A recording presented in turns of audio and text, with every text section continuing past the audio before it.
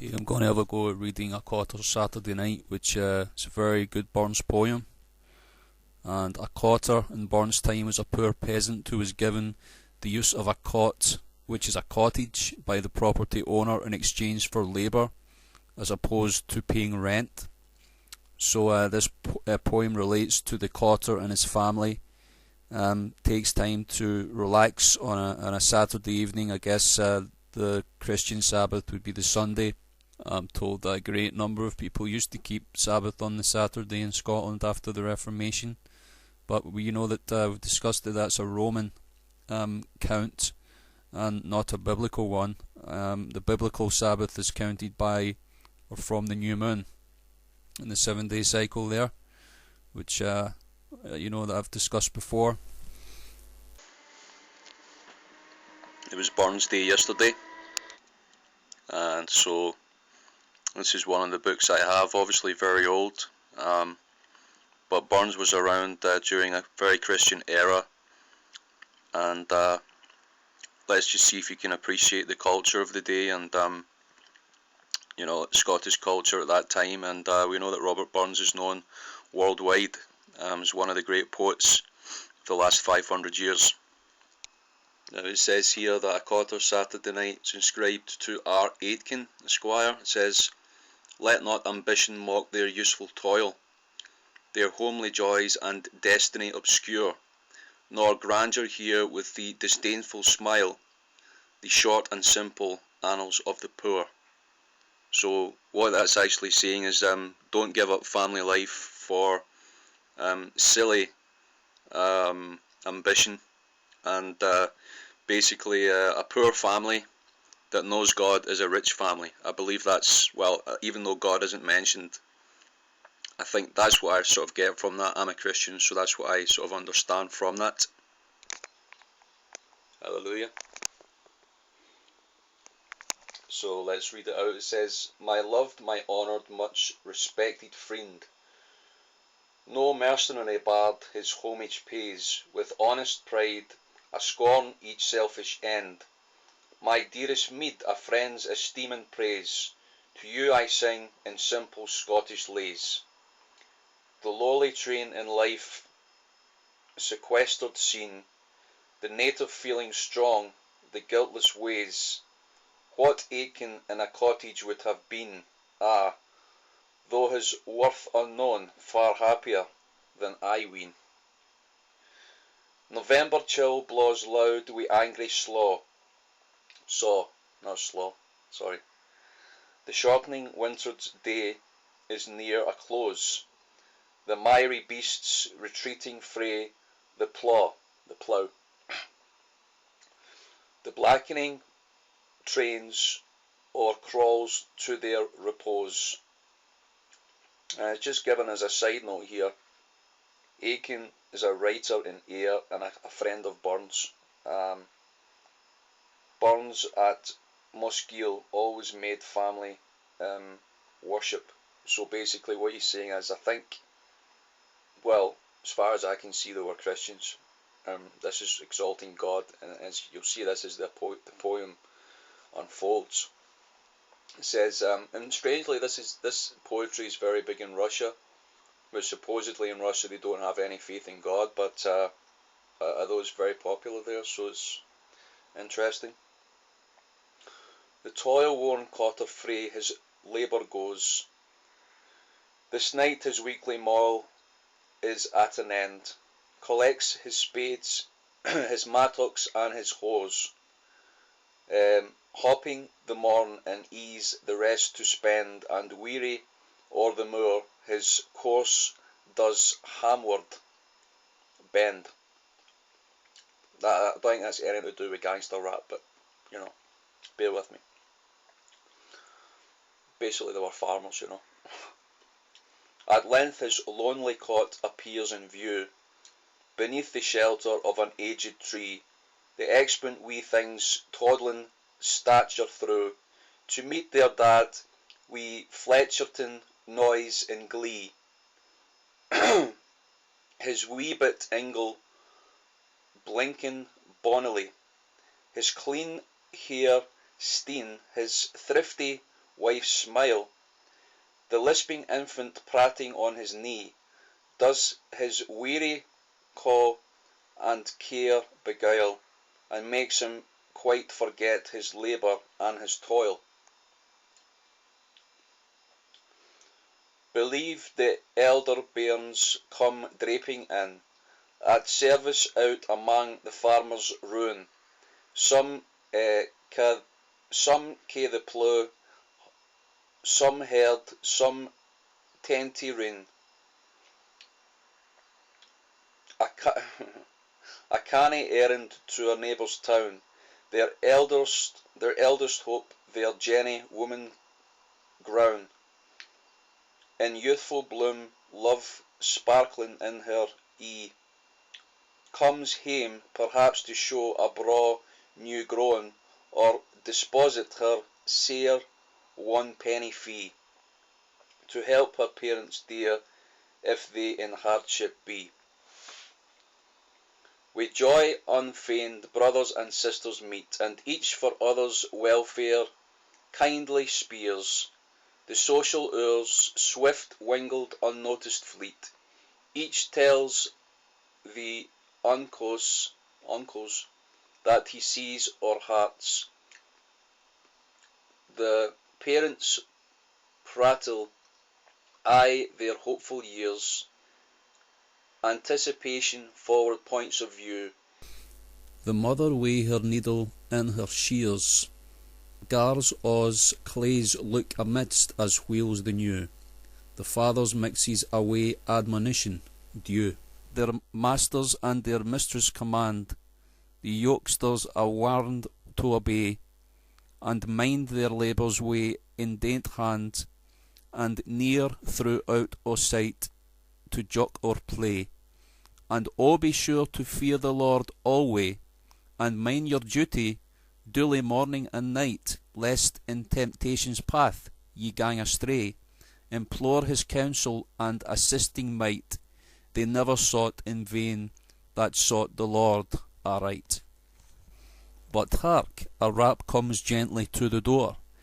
Jenny wakens the meaning o' the same, tells how a neighbour lad came o'er the moor to do some errands and convoy her hame.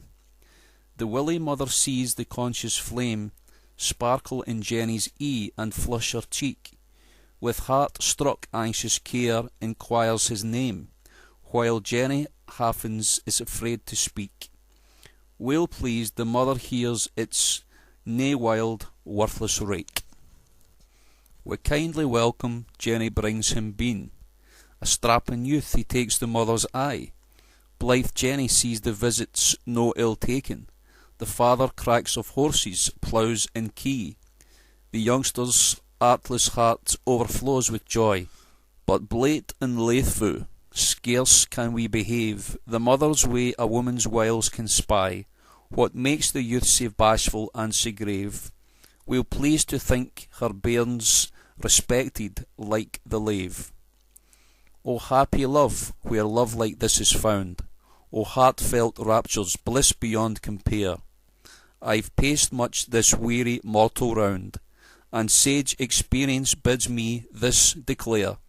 If heaven a draught of heavenly pleasure spare, one cordial in this melancholy vale, 'tis when a youthful, loving, modest pair in others' arms breathe out the tender tale, beneath the milk-white thorn that scents the evening gale. Is there in human form that bears a heart, a wretch, a villain, lost to love and truth, that can with studied sly ensnaring art betray sweet Jenny's unsuspecting youth? Curse on his prejudiced arts, dissembling smooth, are honour, virtue, conscience, all exiled? Is there no pity, no relenting truth, points to the parents fondling o'er their child, then paints the ruined maid and their distraction wild? But now the supper crowns their simple board, the halesome parritch, chief o' Scotia's food, the soup their only hawkie does afford, that yont the hallan snugly chaws her cood. The dame brings forth in complimental mood, to grace the lad Her wheel ain't Kebbuck fell, and aft he's pressed, and aft he's cast it gid. The frugal wife, Garaulius will tell, how 'twas a Towmond auld, sin lint was aye the bell. The cheerful supper's done, wi' serious face, they round the ingle from a circle wide. The sire turns o'er wi' patriarchal grace, the big Bible ance his father's pride. His bonnet reverently is laid aside, his laird haffets wearing thin and bare, those strains that once did sweet in Zion's glide. He wails a portion with judicious care, and let us worship God, he says, with solemn air. They chant their artless notes in simple guise, they tune their hearts by far the noblest aim. Perhaps Dundee's wild warbling measures rise, or plaintive martyrs worthy of the name, or noble Elgin beats the heavenward flame. The sweetest far of Scotia's holy lays, compared with these, Italian trills are tame. The tickled ears no heartfelt raptures raise, nae unison hae they with their Creator's praise. The priest-like father reads the sacred page, how Abram was the friend of God on high, or Moses bade eternal warfare wage with Amalek's ungracious progeny, or how the royal bard did groaning lie beneath the stroke of heaven's avenging ire, or Job's pathetic plaint and wailing cry, or rapt Isaiah's wild seraphic fire, or other holy seers that tune the sacred lyre.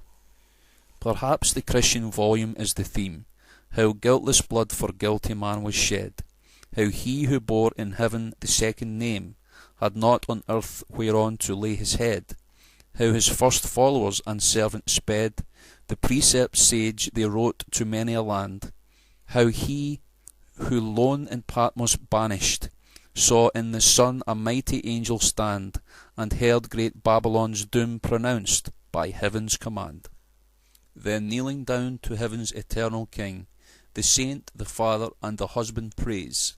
Hope springs exulting on triumphant wing, that thus they all shall meet in future days, there ever bask in uncreated rays, no more to sigh or shed the bitter tear, together hymning their Creator's praise, in such society, yet still more dear, while circling time moves round in an eternal sphere. Compared with this, how poor religion's pride in all the pomp of method and of art, when men display to congregations wide devotion's every grace except the heart. The power incensed, the pageant will desert, the pompous strain and sacerdotal stole, but happily in some cottage far apart may hear, well pleased, the language of the soul, and in his book of life the inmates poor enroll. Then homeward all take off their several way, the youngling cottars retire to rest, the parent pair their secret homage pay, and proffer up to heaven the warm request, that he who stills the raven's clamorous nest, and decks the lily fair in flowery pride, would in the way his wisdom sees the best, for them and for their little ones provide, but chiefly in their hearts with grace divine preside. From scenes like these old Scotia's grandeur springs, that makes her loved at home, revered abroad. Princes and lords but the breath of kings, an honest man's the noblest work of God. And certes in fair virtue's heavenly road, the cottage leaves the palace far behind. What is a lordling's pomp, a cumbrous load, disgusting oft the wretch of humankind, studied in arts of hell, in wickedness refined.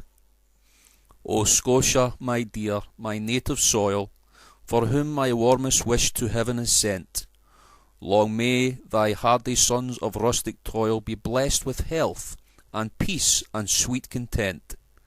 And oh, may heaven their simple lives prevent from luxury's contagion weak and vile. Then howe'er crowns and coronets be rent, a voracious populace may rise the while, and stand a wall of fire around their much-loved isle. O thou who poured the patriotic tide that streamed through Wallace's undaunted heart, who dared to nobly stem tyrannic pride, or nobly die the second glorious part, the patriot's God, peculiarly thou art, his friend, inspirer, guardian, and reward. O never, never Scotia's realm desert, but still the patriot and the patriot's bard in bright succession rise, her ornament and guard.